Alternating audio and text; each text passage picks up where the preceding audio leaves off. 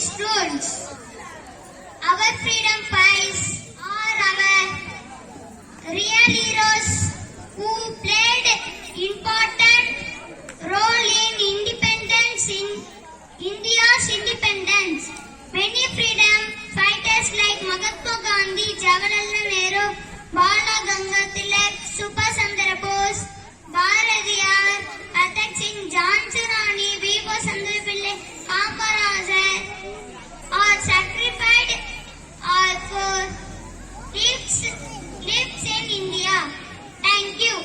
கவிதை சில கருத்துக்களை சொல்ல முன்வந்துள்ளேன். அடிமைத்தலை அறந்த தினம், அடிமைத்தலை அறந்த தினம், ஆங்கிலேயர் ஆட்சி முடிந்த தினம், ஆங்கிலேயர் ஆட்சி முடிந்த தினம், இந்தியா விடுதலை அடைந்த தினம், இந்தியா விடுதலை அடைந்த தினம், ஈடிலா தியாகம் பலித்த தினம், ஈடிலா தியாகம் பலித்த தினம், உலகம் அகிம்சையை வியந்த தினம், உலகம் அகிம்சையை வியந்த தினம், ஊரெங்கும் மகிழ்வு வழித்த தினம், ஊரெங்கும் மகிழ்வு வழித்த தினம், எத்திக்கும் ஆனந்தம் நிறைந்த தினம், எத்திக்கும் ஆனந்தம் நிறைந்த தினம், ஏற்றத்தின் முதல் படி அமைந்த தினம், ஏற்றத்தின் முதல் படி அமைந்த தினம், ஐயமின்றி சரித்திரம் படைத்த தினம், ஐயமின்றி சரித்திரம் படைத்த தினம், ஒற்றுமையின் வலிமை உணர்ந்த தினம், ஒற்றுமையின் வலிமை உணர்ந்த தினம், ஓங்கு புகழ் பாரதம் நிமிர்ந்த தினம், ஓங்கு புகழ் பாரதம் நிமிர்ந்த தினம், அப்பை வழி நாடாய் மிளிர்ந்த தினம், அப்பை வழி நாடாய் மிளிர்ந்த தினம், இந்து இந்தியாவின் இனிய சுதந்திர தினம், இந்து இந்தியாவின் இனிய சுதந்திர தினம். நன்றி. அவரது குடும்பம் வறுமை மற்றும் பாகுபாடுகளுடன் போராடியது. 1920 அவருக்கு 18ஆம் வயது இருந்தபோது காங்கிரஸ் கட்சியில் சேர்ந்தார். குமாரசுவாமி காமராஜர் என்று பிரபலமாக அறியப்படுகின்றார். 1954 முதல் 1963 வரை தமிழக முதல்வராக பணியாற்றினார். இவர் முதல்வராக இருந்த போதுதான் பள்ளியில் மதிய உணவு திட்டத்தை தொடங்கி வைத்தார்.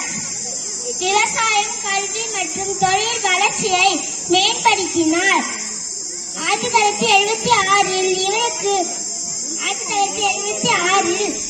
இந்தியாவின் உயரிய விருதான பாரத ரத்னா விருது இவருக்கு Jawaharlal Nehru. Pandit Jawaharlal Nehru was a great freedom fighter. He was born on 14 November 1889 in Allahabad. He loved children very much. He found himself happy in the company of the children.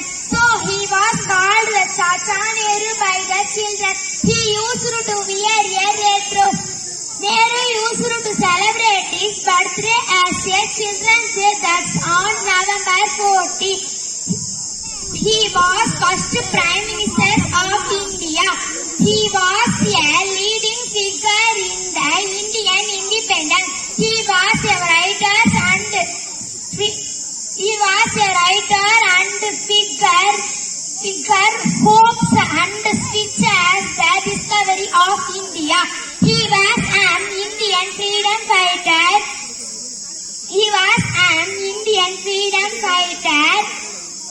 A political leader. He worked closely with speeches at Hosti. This is one of the names and golden texture and India history. Thank you. ஏன் சொன்னா இந்த ஊரை சேர்ந்து இந்த பள்ளியில படிச்சு இப்ப வெளியே இருக்கிற பெற்றோர்கள், வேலைக்கு போற பெற்றோர்கள் தங்களுடைய குழந்தை எங்க சேர்ந்திருக்காங்கன்னு முதல்ல பாருங்க. இதே பள்ளியில படிச்சு இன்னைக்கு நல்ல உத்தியோகத்துல, நல்ல வருமானத்துல, நல்ல சிறப்பா வாழ்றாங்க எவ்வளவு பேர் இருக்காங்க. இதே பள்ளியில படிச்சவங்க அவங்க குழந்தைலாம் எங்க படிக்கிறாங்க? அப்போ இந்த பள்ளியில படிச்ச நமக்கே இந்த பள்ளி பத்தி அக்கறை இல்லைன்னா வேற யாருக்கு வரும்? இதான் கேள்வி. உண்மையிலே இங்க இன்னொரு பாராட்ட வேண்டிய விஷயம் என்ன நடந்திருக்குன்னா, அப்படிதான் இருக்கு. ஆனா சுதந்திரத்தை கொண்டாடணும். ஒரு 3 குழந்தைங்க சிறப்பா இந்த சுதந்திரத்தை பத்தி பேசினாங்க. நான் என்ன சொல்றேன், என்ன வளம் இல்லை இந்த திருநாட்டில், ஏன் கையை எந்த வேண்டும் மழை நாட்டில், இதான் சொல்றாங்க.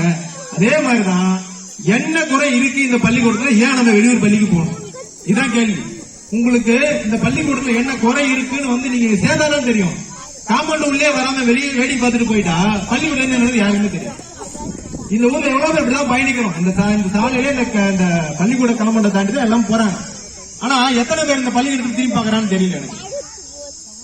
எவ்வளவு பெரிய பெரிய பள்ளிக்கூடம் பெரிய பெரிய ஊர்ல பள்ளிக்கூடம் இல்லைன்னு கவலைப்படுறாங்க. அரசு பள்ளி இருந்தா எங்க போய் சேர்த்துருவோம். ஏன்னா இன்னைக்கு வரக்கூடிய அரசு நிர்வாகங்கள் எல்லாமே நம்ம வந்து அரசியலுக்கு அப்பாற்பட்டு இது நிகழ்வு. ஏன்னு பாத்தீங்கன்னா இங்க எல்லா கட்சி சார்ந்தும் இருக்கிறாங்க, எல்லா அமைப்பு சார்ந்தும் இருக்கிறாங்க. எல்லாருமே என்ன நினைப்பாங்கன்னா பள்ளியை பத்தி பெருமையா இருக்கணும், நம்ம பள்ளி வளரணும் அப்படின்னு நினைப்பாங்க. யாருமே என் பள்ளி வந்து வீட்டு மூட்டு போகணும் எந்த கட்சிக்காரோ எந்த நிர்வாகியும் நினைக்கவே மாட்டாங்க. ஏன்னா இந்த பள்ளி பெருமையா இருந்தா அவங்களுக்கும் பெருமை தான். இப்ப இந்த பள்ளி வந்திருக்கக்கூடிய தலைவர் எல்லாமே இந்த பள்ளியோட நிர்வாகம் பள்ளியுடைய வளர்ச்சியை பார்த்து அவங்க என்ன பண்ணலாம்னா அவங்க மேல்மட்ட அதிகாரிகளோ தலைவர்கிட்ட பேசி நிதி வாங்க முடியும். அப்ப அதுக்கான கட்டமைப்பு இங்க இருக்கணும், பள்ளி குழந்தைகள் இருக்கணும். அப்போ நம்ம ஆட்சியாளர் ஒரு அரசியல்வாதி பார்த்து என்னப்பா எங்க பள்ளிக்கு வந்து வாங்கி தரலன்னு கேட்கறத விட இந்த பள்ளியில ஏன் இல்ல அதனாலதான் அவங்க வாங்க முடியல, அதனாலதான் வாங்க முடியல. அவங்களால ஒரு நிதி கேட்டு இப்ப எம்எல்ஏ பார்த்து பேச முடியும், இவர் முன்னாள் தலைவரை பார்த்து பேச முடியும். ஆனா அவங்களுக்கு என்ன விஷயம்னா அங்க போகும்போது உங்க ஸ்கூல்ல பள்ளிக்கூடத்துல வந்து ஒரு 50 பசங்க இருக்கிறாங்க, நாங்க என்ன செய்யறது, ஏதோ ஒரு 200 பசங்க இருந்தாலும் எங்களால முடியும். அவங்க அந்த கேள்வி முன் வைக்கிறாங்க. இது வந்து ஏன் சொல்றேன்னா தரப்பு வந்து ஏதோ நிர்வாகம் பக்கமோ ஊர் பக்கமோ எந்த பக்கம் இல்ல, 2 பேருக்கிட்டே பிரச்சனை இருக்கு. நம்ம அதை தான் முன் வைக்கணும். நம்மளால என்ன பங்கு, நம்மளோட பங்கு என்ன? இப்ப சமீபத்தில் வந்து இந்த ஆட்சி அமைச்ச பிறகு பள்ளி மேலாண்மை குழு திரும்ப விரிவாக்கி இருக்கிறாங்க. ஏற்கனவே பள்ளி மேலாண்மை குழுவும் பெற்றவாசிகளும் செயல்பட்டதுதான். ஆனா இப்ப என்ன பண்ணா திரும்ப ஆட்சி மாற்றத்தப்ப அப்பப்போ ஒரு விஷயம் சில சிஸ்டங்களை சில முறைகளை வகுத்து கொண்டு வராங்க. அது எல்லாமே மக்களுடைய தேவைக்கு இந்த பள்ளி தேவைக்கு தான் செய்யறாங்க. எல்லா ஆட்சியிலுமே போன ஆட்சி இலவசம் கொடுத்ததும் சரி, இந்த ஆட்சியில நிர்வாகம் செய்யறது சரி, எல்லாமே நடக்குது. ஆட்சியாளர்கள் மாறி மாறி வராங்க. ஆனா மக்கள் நம்ம இங்க நிலையா தான் இருக்கிறோம். நாம ஏன் இதை பத்தி கவலைப்படல, நாம ஏன் இதை பத்தி யோசிக்கல? அதுதான் இந்த நேரத்தில் சிந்திங்க. ஒவ்வொருவரும் இந்த பள்ளிக்கூடத்தை பத்தியும் விஷயத்த இங்க நடக்கக்கூடிய விஷயங்களை பத்தியும் பகிர்ந்துங்க. பல்வேறு தரப்புல நம்ம வந்து இங்க குழந்தைகளை கொண்டு வந்து சேர்க்கறதுக்கான முயற்சி எடுக்கணும்.